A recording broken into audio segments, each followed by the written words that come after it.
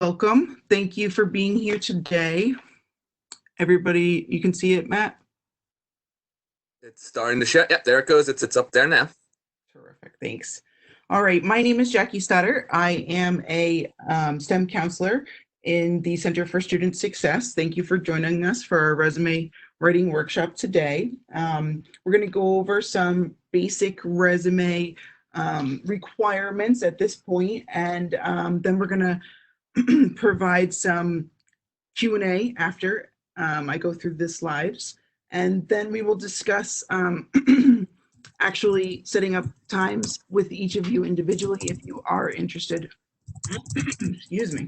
If you are interested in meeting with myself or Matt Green, who is also on this call today and a STEM counselor, we can go over your personal resume individually. We just do ask that you come to us with a starting point and something that you've put together, and we can help you with what you've already put together and make it more presentable. But these are pretty much the basics of what is required. This is a kind of different world right now with going into this virtual platform, and we will also discuss that at the end of the slideshow. So let me get started. Okay, so what is a resume? It's your most powerful marketing tool. It should be one page, and think of it as an advertisement about yourself, a sales pitch. What do you have to offer to the employer or internship or scholarship? We do know that at this level, you may be applying for multiple different types of opportunities, and it's important to always keep that opportunity in mind at all times when you're writing your resume. What belongs on a resume? And this is all going to be included in the resume template that we have for you.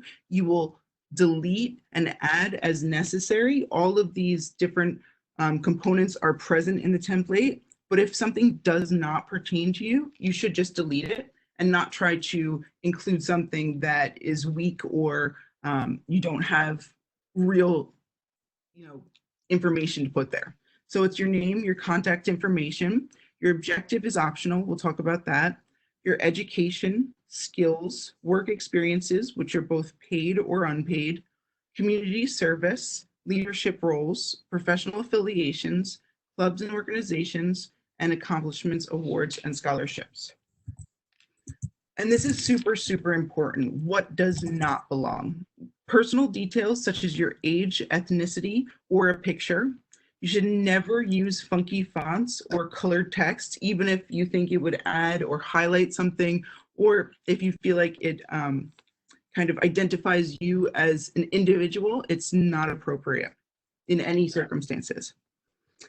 One quick thing to add on there, Jackie, when you're just talking about this is a newer thing that's kind of come down the pike, is when you're putting your contact information, do not include your whole physical address on your resume. So for example, I live in the Bronx. I wouldn't put my street name and my street address. I would just put Bronx, New York. So that's just a key thing there. And that's just simply recommended for privacy purposes. Because again, your resume is going to go out to a ton of people. You're already putting enough information out there about yourself. You don't need to put your exact location. So that is certainly something you'll want to keep in mind, when you're doing that basic thing. Absolutely. And then also what does not belong, you do not want to put every single job and every single activity you've been involved with for your entire life, right? We want to make sure that the information that you're including is very, very specific and focused for the opportunity for which you're applying for, whether it's a scholarship, internship, job opportunity, whatever it might be, even if it's just a position on a research team or a position on some sort of an organization that you need to submit a resume for.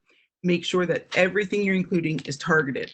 And also information that goes back, to the beginning of high school, or sometimes even through high school, is not always appropriate. And we'll get into that a little bit more, what is and is not appropriate, closer to the end. So the format of your resume, the really good thing, guys, is that we're giving you a template. work off that template. Start with that point. At that point, it makes the most sense, and it just is easy. And Jackie, would you say that when getting started with a resume, that's one of the toughest things? To me, the content, like you know what you've done, and it's kind of like to me just getting the format on the page and making it look, that was always for me the most frustrating part, was just getting started with this point.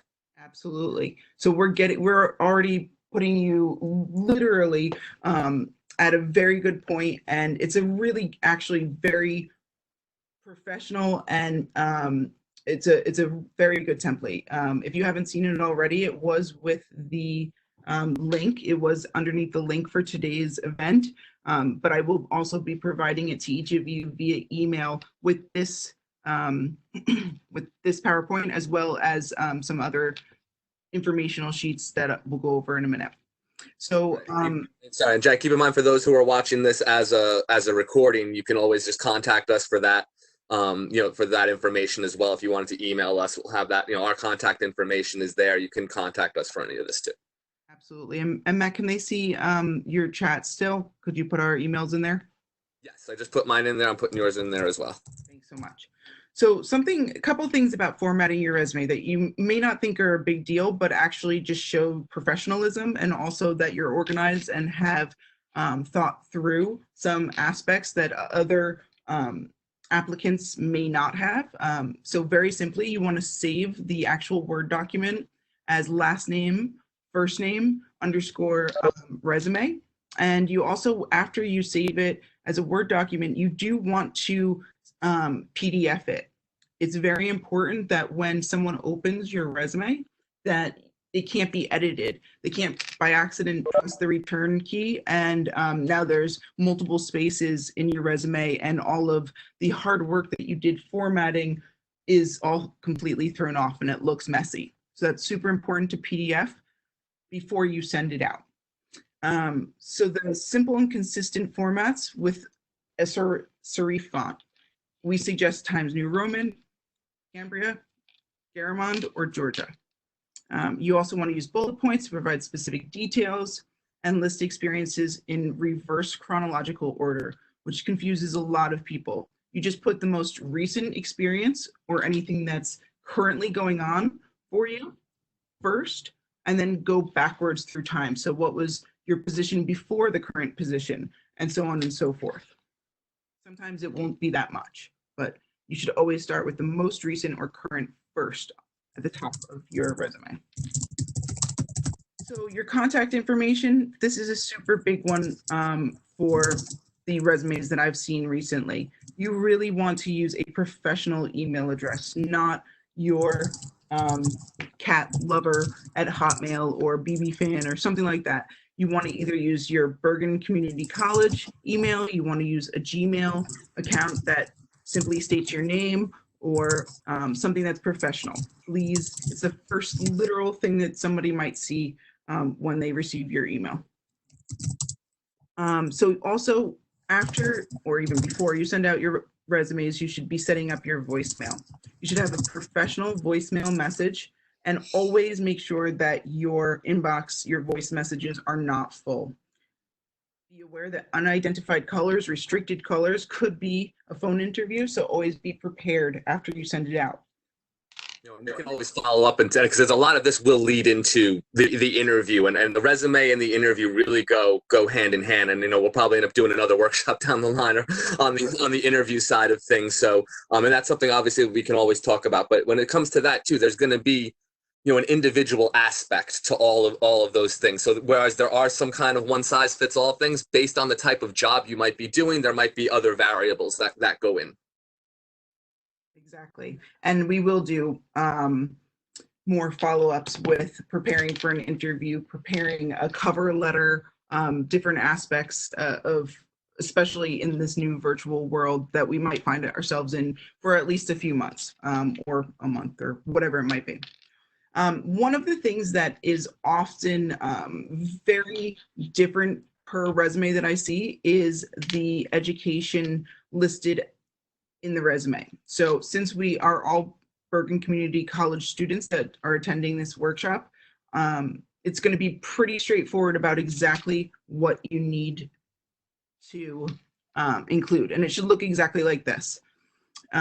Bergen Community College, the town and the state, the type of degree that you have written out, not AS or AA or AAS, but Associates of Science, Associates of Art, Associates of Applied Science, and then the specific program curriculum that you are enrolled in. It's super, super important that you include your expected graduation date.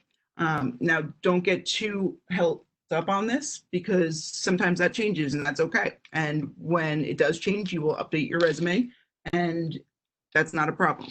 Coursework are the courses that you want to include if they are relevant to the actual position. Sometimes coursework is not necessarily going to be included because it doesn't pertain to the very specific position that you're applying for. But if there is coursework that you've completed or is currently in progress, you should put it in there. So you want to include the expected graduation date, month, and year.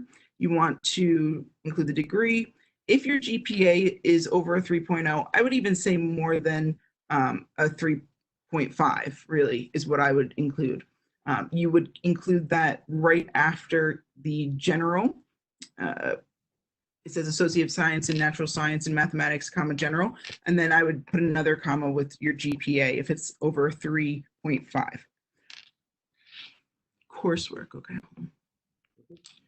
So skills and experience, as you can see, we're taking little bits from the actual resume template that we are going to be providing for you. And these are really, really good examples. So some of the skills, you want to list your skills, including programming, software, hardware, laboratory, or indoor languages that you have learned.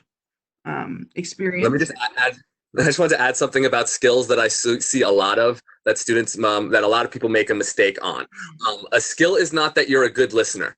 A skill is not, I show up on time or I get along well with others. That's simply your opinion, and again, this all may be true, but that is simply your opinion. That is not a skill that is tangible that you can put on a resume. I see so many students over the years I've been reviewing resumes put these types of things on there, and and it's so consistent that it's definitely coming from somewhere. So I'm not sure if somewhere along the line people are saying to put all these like little nice things about yourself that people have said.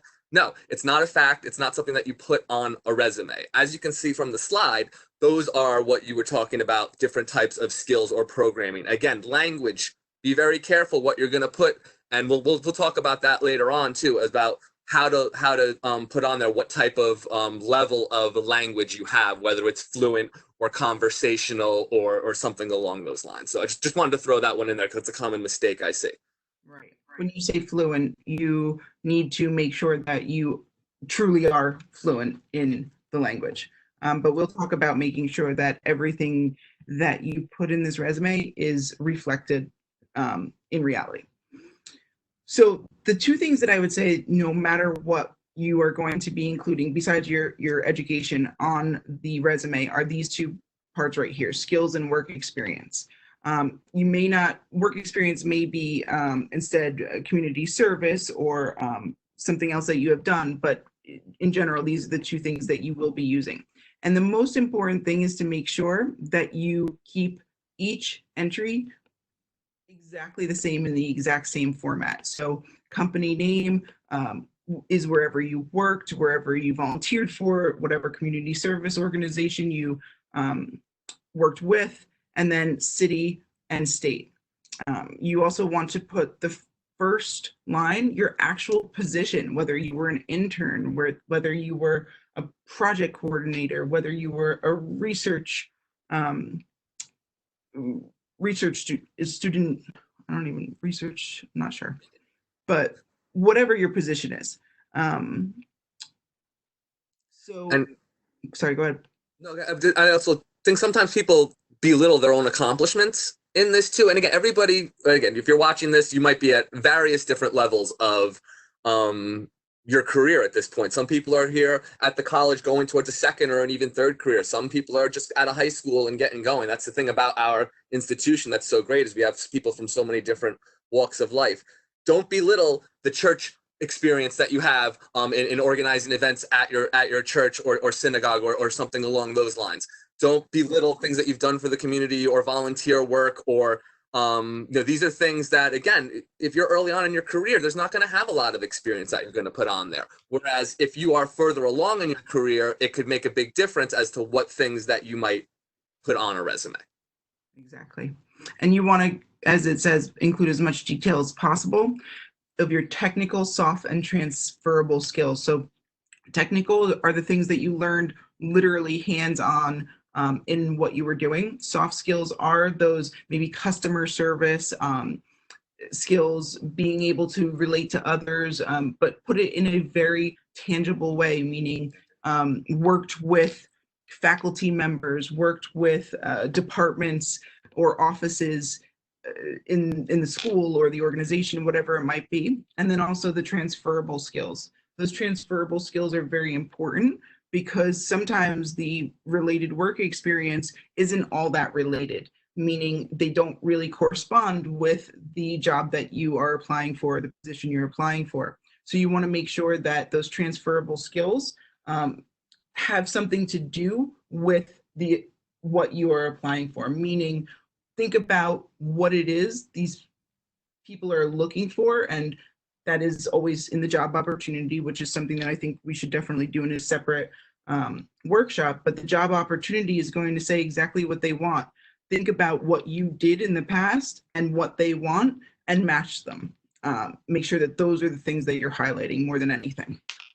The word that people use hiring a lot and they want to see in there is quantifiable. Anytime you can put something quantifiable in that experience and use numbers, whether it be, again, thinking of, if you're going along, if you're, a science student, like if you're working, did this many research projects or conducted this many experiments, or if you're in sales, did this amount of money, or you're in education, service this amount of students. Anytime you can put something quantifiable in there, it's going to be something that's going to carry more weight.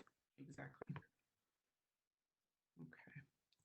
So bullet point writing, this might be something brand new for some of you, and it's very important to get down. And this is where Matt and I can really be very helpful to you in one-on-one individual sessions scheduled by appointment after this.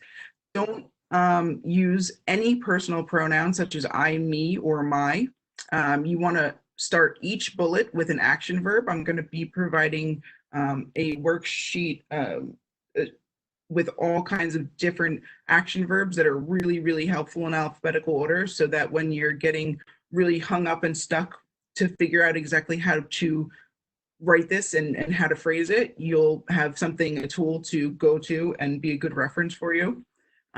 So the action verbs, such as things like demonstrated, accomplished, analyzed, making sure that you keep them. If it's currently going on, you want to keep them in present form, meaning demonstrate, accomplish, analyze.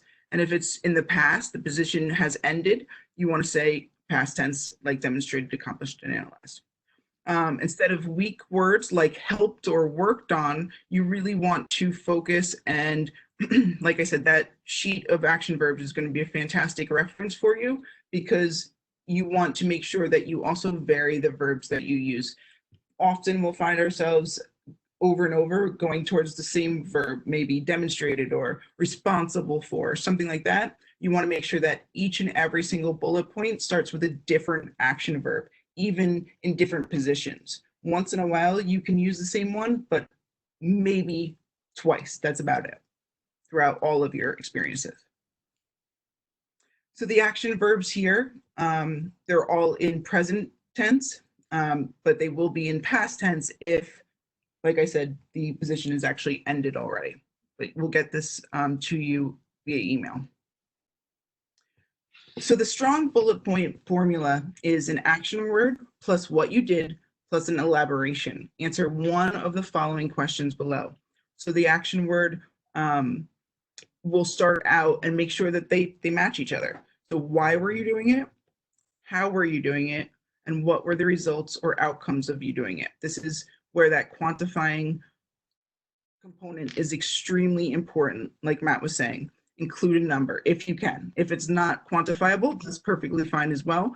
But If you can, use a number.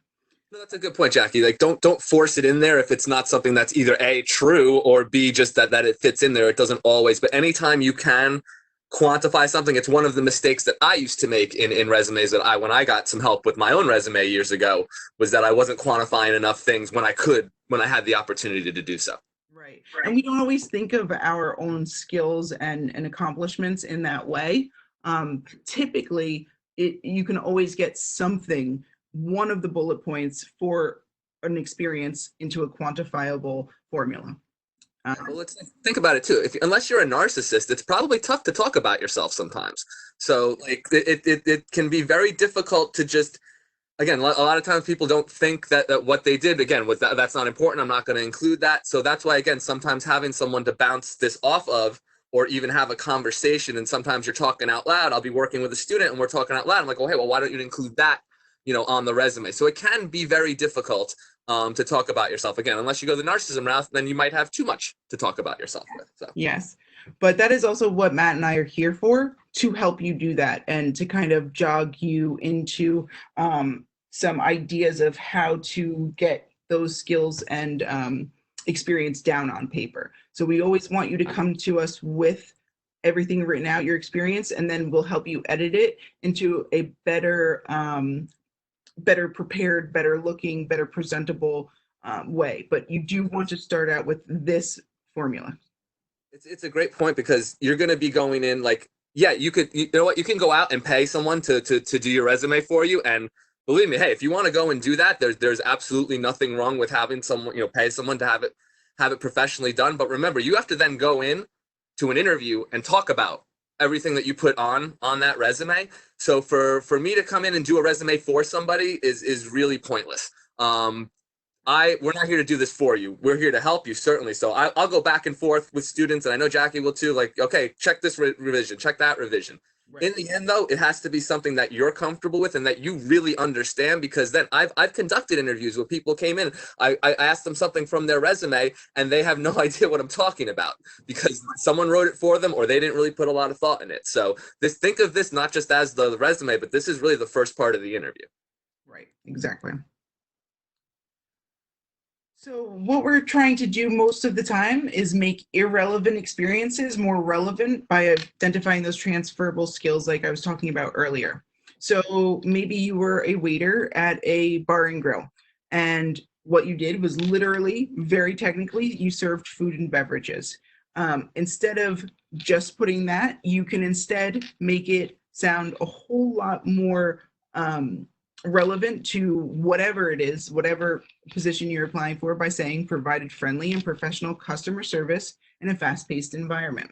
Right? You're saying a lot there by including those additional explanations of the exact same thing, right? And it says a lot about you knowing to include something that makes a lot more kind of just yourself personable to whoever it is that's going to be looking at it.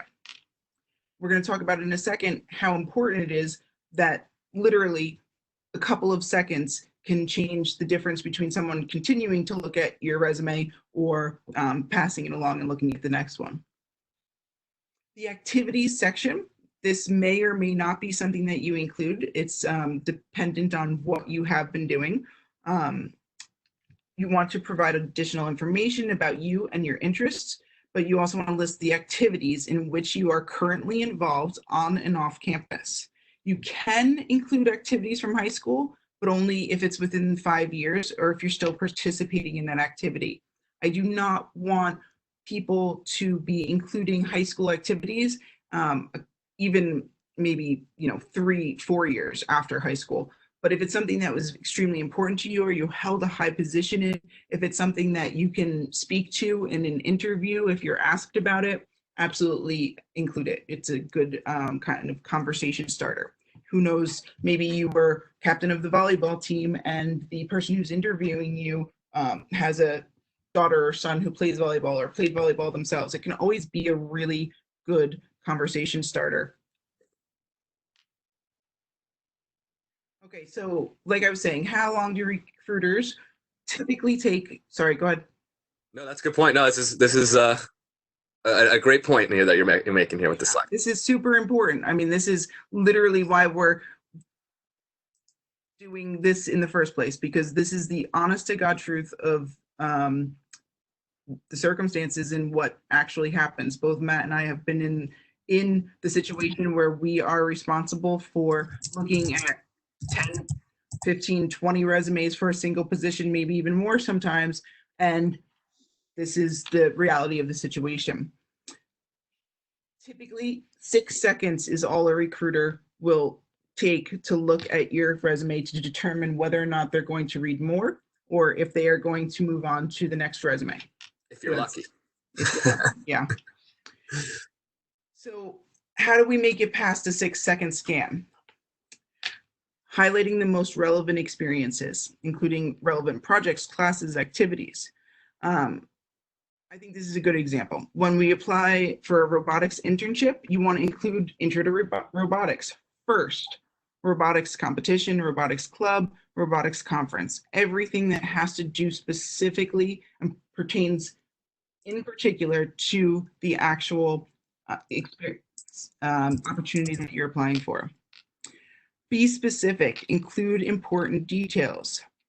Done poorly and done well. What's the difference? So completed an industry analysis project. Instead, say, analyze the consumer electronics industry by studying the key players, size, geographic location, trends, and outlook.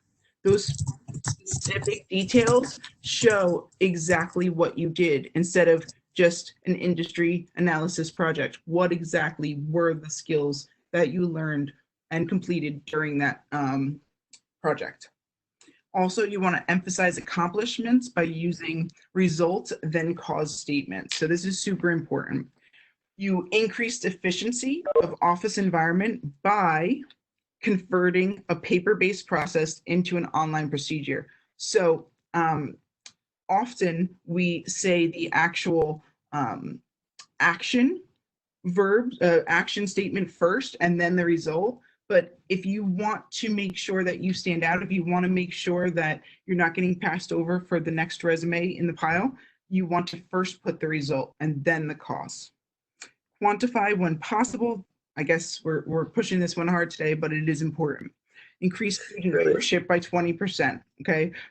This is something that you may or may not be able to do. However, I really urge you to think in all possible scenarios of how you can do this, at least for one bullet point per experience listed.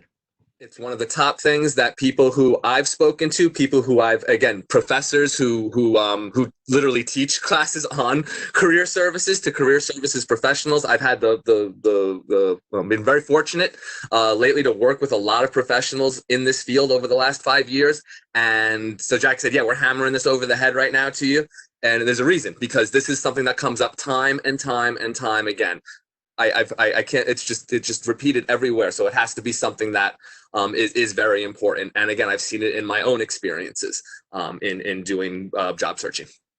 Right. The first impression is about formatting the organization of the resume, and then that first bullet point under each experience telling me exactly what you did. And if it has a quantifiable number in it, it's going to really get that point across.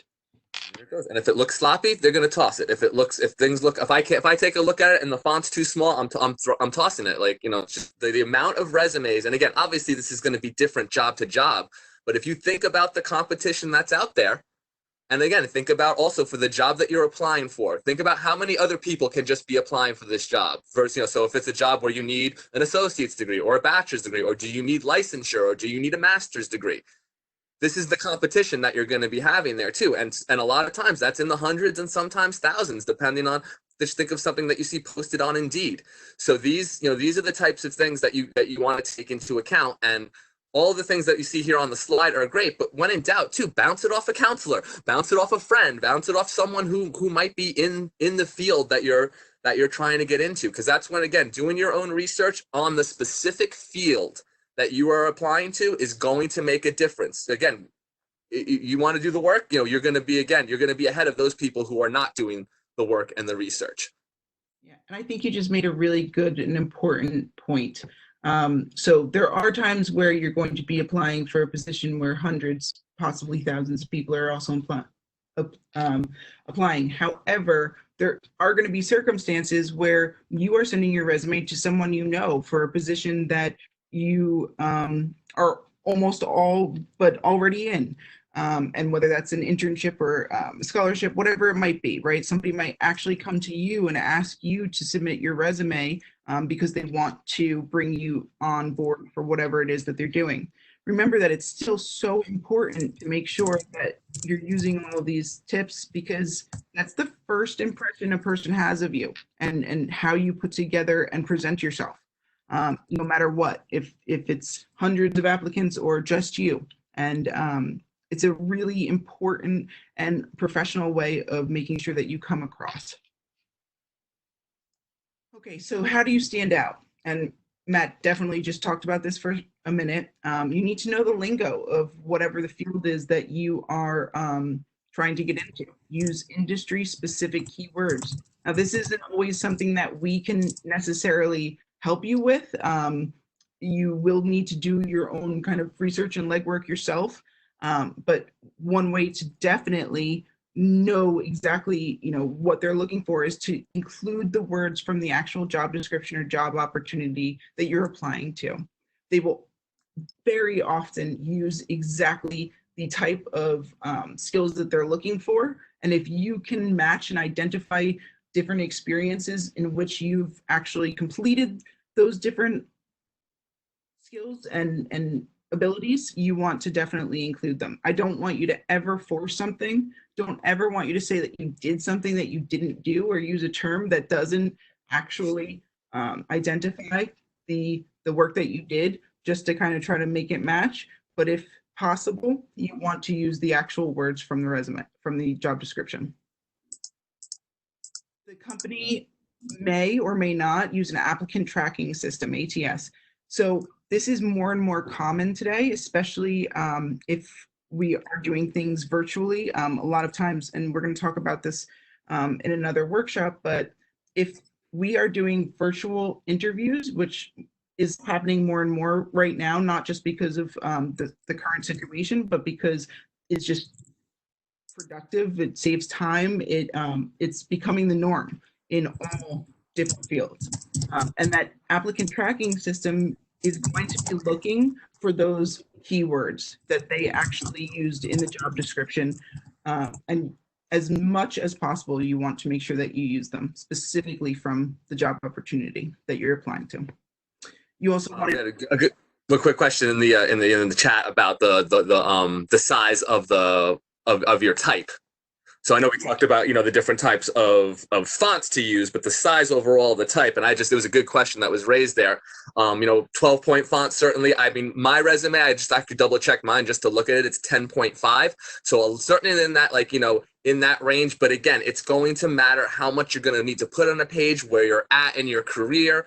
never whether you're going to be using 2 pages. I have 19 years of experience and my resume is 2 pages. If you have 1 year of experience, you're not going to need to put as much on there. And I have 2 pages of other things of my career that I don't even put on my resume anymore. So really depending on where you're at in your career, but the font, but again, when it all comes back to it is don't try to put something on there that you need the magnifying glass to read, and don't put on something on there in these big block letters either, that it looks like you're shouting at me. So it's really, so in that range is kind of where you want to be. Right. You never want to go bigger than 12. You never want to go smaller than 10.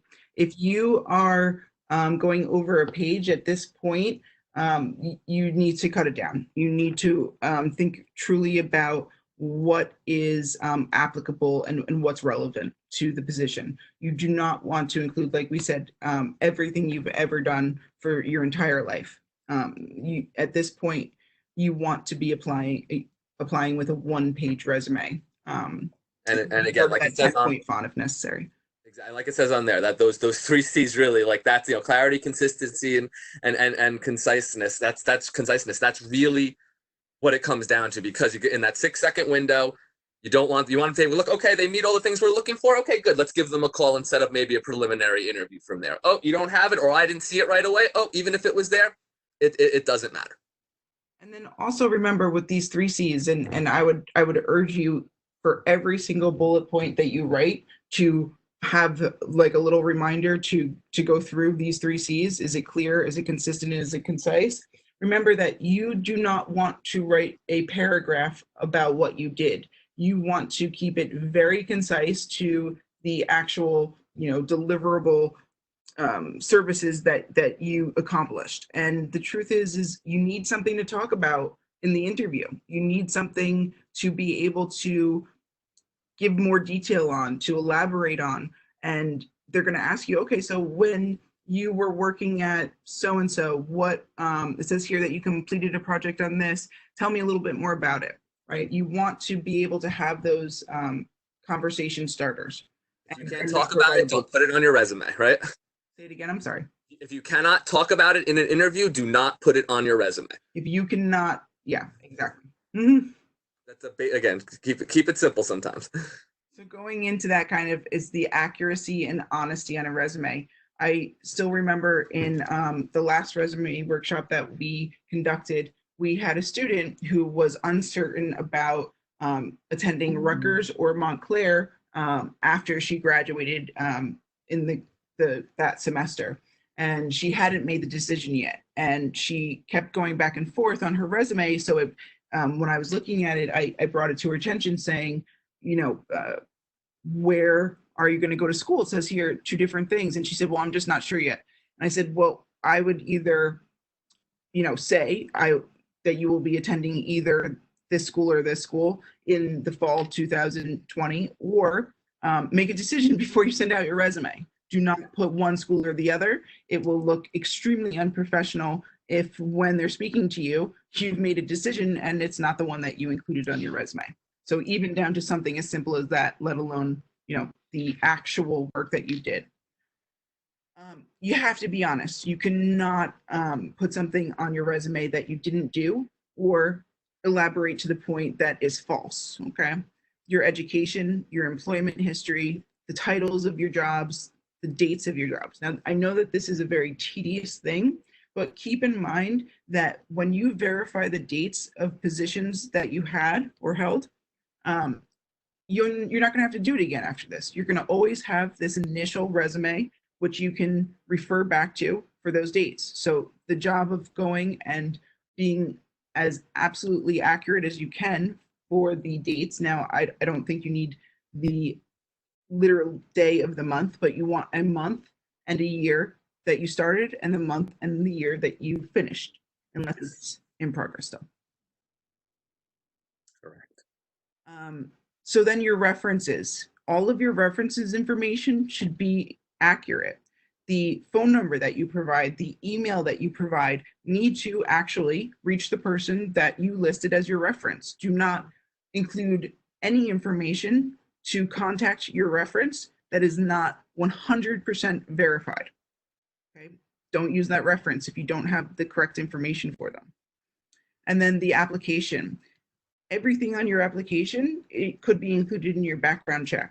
It confirms the accuracy of your information, and any single thing that is not accurate is going to be a red flag. Why would they hire you or choose you as for this opportunity if they could choose someone who doesn't come back with any red flags? Right. And just to get back to our other conversation, don't put fluent in Spanish, and then all of a sudden you show up for the interview, they start speaking to you in Spanish, and you not quite as good as you thought you were. Exactly. And if you think that people in the same industries don't talk to each other about interviews that they have or about resumes that they get, you're not paying attention, because these worlds are very small, especially, again, if you're in a specific area. And in a certain field, there's only so many companies or so many organizations or so many jobs within that. You will get a reputation for that. And it's something that I have seen on more than one occasion in various different I've been in education for most of my career. So I've seen that happen before. Yes. It's super important. You must be honest. It's not worth making stuff up on your resume. It's just not. No. And don't even consider it. Okay, so we're gonna have some time for questions. Right. And one of the things too, I think that I know we had talked about. Did you want me to speak a little bit about the online job Please. scanning? I know we talked about this a little bit before we actually started the recording, but just to kind of add on to the end of this is now the way the world is going right now. And again, just to put a date on this, it's April 22nd. So we've been kind of on the COVID-19, stay at home orders now for about 5 weeks. But even before that happened, there more and more companies are now going to more electronic and remote and AI influenced hiring processes. So what does that mean? For your resume, instead of a person actually looking at your resume, it could be a computer scanning your resume for certain keywords, terms, highlights, whatever the case might be, depending on the job that you're applying to. So that's where, again, it becomes very important to make sure that you are hitting these types of keywords, because again, there's not a human in there to kind of say, oh, I know what they meant, or this is what I was looking for. It's just really super important that that you have that. So there is actually a website, and I put in the chat. It's called JobScan, and again, I'm not pumping this company in any way, shape, or form, but they do have free monthly scans that you can do with your resume to see how it would react to a certain type of job that you're looking for. This could be a great way, and it's www.jobscan.co. It's in the chat, and again, this is on. We will be posting this video to our YouTube channel. So that's just a way you can kind of on your own check out to see how things are going on there. The other part of that is that your first interview might be with a video camera. You might be staring right in, like I'm staring right into a camera right now. There'll be prompts for questions on there, no human interaction at all.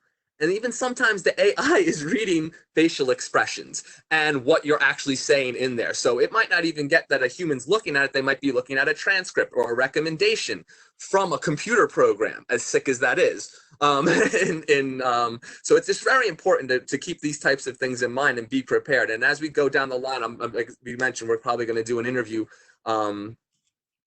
recording and Q&A and workshop as well. That this is the way the world is heading. And now with, who knows how the world's going to change because of what we're going through right now. More and more, the digital side of things, the job scanning of the resume and, a virtual interview. And again, even if you are speaking live with someone in an interview, it's a different feel than it is being in person. So those are just all some things to keep in mind as we head towards the future of looking for jobs and getting jobs, resumes, and interviewing. And just about that quickly, something that I wanted to also mention again is so hopefully everybody's kind of familiarized themselves with the virtual life at Bergen. And I'm sure that's kind of how you probably found our resume workshop today. So important to note is after this workshop, Matt will be holding his Q&A session from 12 to 1 in this WebEx room. We will also have today from 1 to 2 an ATF Federal Careers virtual event where I was saying earlier, even if you spend 5 minutes just in the room and in the link and just seeing what it's about, just getting a feel for what the possibility of these different virtual events that will probably be more common and maybe even the norm sooner than later, just to get a feel for it. Even if you have absolutely no interest in joining the Bureau of Alcohol, Tobacco, Firearms, and Explosives, it's still worth taking a look to get an idea for a virtual networking event. There will be federal recruiters, and you can learn about different internships and full-time careers available at the ATF.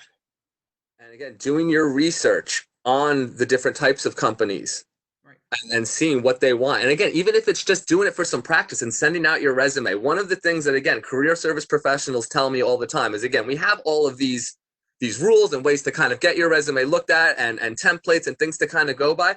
But if you're getting bites on your resume, then you're doing something right. Because that when I did my own one-on-one session with a career expert for my own career, it was something that was out there. I asked suggestions like, "Hey, I'm doing this. What do you think?" She's like, "Well, have you been sending it out?" "Yes." "Have you gotten some responses?" "Well, no, not on this particular one." Or, "Yeah, I have." "Well, then yeah, go with that." So even if it's, again, just like going for an interview that you might not necessarily want the job, you don't know, but just going for the practice of it, send out your resume to some jobs that you're looking at and see what types of responses that you get. There's absolutely nothing wrong, with doing that, or going on an interview where you're not exactly sure that whether you want the job or not. But because the more practice that you get in job searching and in going on interviews, or it's going to help in the long run. Right. Each and every single interview that you complete makes you better for the next interview that you are in. It's just the reality of it. You get more and more comfortable. Especially if this is the first time going into, you're going into your career, which for most of the students that are going to be watching this, it is. And again, for those of you that are like me that have gone through career changes, in your life, I noticed when I went from, certain parts of as a journalist over to education, it's a different type of thing. And then even within education, a job I'm going for as a teacher versus one as a counselor, it's a different type of thing. So any type of experience that you can get, or talking to professionals in the field that you are trying to get into, whether it is going into to check out what they do on a given day, if they would allow that, or allowing them, or just having a Q&A with them, or seeing if they'll just talk to you about it. Building that type of rapport is only going to help you down the line and improve, and in turn improve your resume and interviewing skills.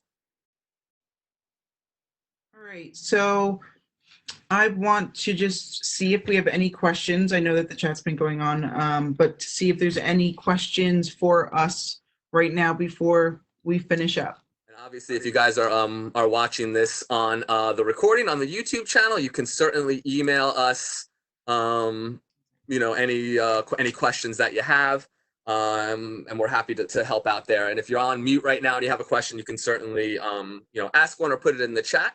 But yeah, some of your questions are certainly going to be very specific to your needs. So obviously, feel free to set up a one-on-one appointment with myself or Jackie, down the line.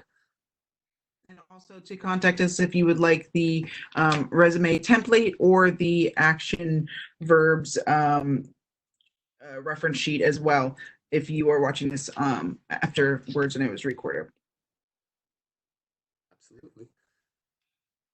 So just wanted to see if anybody else had any questions, and give a couple of seconds to see if anybody has any questions. Otherwise, we're going to wrap up the session. But I'll be also doing a session from 12 to 1 o'clock today. And again, just so for those watching this via recording, Jackie's one-on-one sessions for walk-ins are 11 a.m. to 12 p.m. every Tuesday, and mine are 12 p.m. to 1 p.m. Every Wednesday.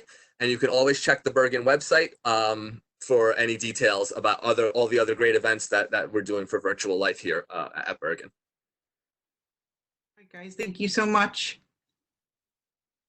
Thank you, everybody. Appreciate it. Have a good one. Thank you, guys. Bye. You. Thank you.